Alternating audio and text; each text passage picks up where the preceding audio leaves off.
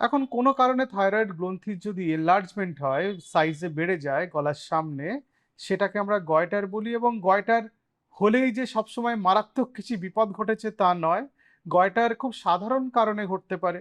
যেমন iodine deficiency বা hypothyroidism বা অটো ইমিউন ডিজিজ বা হাশিমোটোস থাইরয়েডাইটিস বা গ্রেভস ডিজিজ বলে একটা অসুখ আছে হাইপারথাইরয়েডিজমের, সেই ক্ষেত্রেও হতে পারে। আবার খুব কম পার্সেন্টেজ গয়টারের কারণ হচ্ছে থাইরয়েড ক্যান্সার।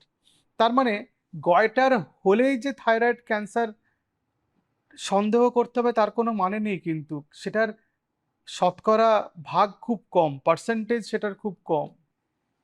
কিন্তু বেশিরভাগ ক্ষেত্রে গয়টার হয় হাইপোথাইরয়েডিজমে। এবার অনেক ক্ষেত্রে গয়টারের সঙ্গে দেখা যায় যে থাইরয়েডের লেভেল, হরমোনের লেভেল রক্তে ঠিক আছে, যেটা আমরা ইউজুয়ালি T3 T4 TSH বলি, সেগুলো ঠিক থাকে, কিন্তু গয়টার হয়েছে।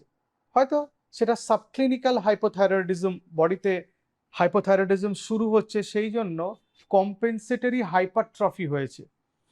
মানে আমাদের এই যে থাইরয়েড যে হরমোনের ঘাটতি, সেটাকে পূরণ করার জন্য থাইরয়েড গ্রন্থিটার গ্ল্যান্ডটার এনলার্জমেন্ট হওয়া শুরু হয়েছে।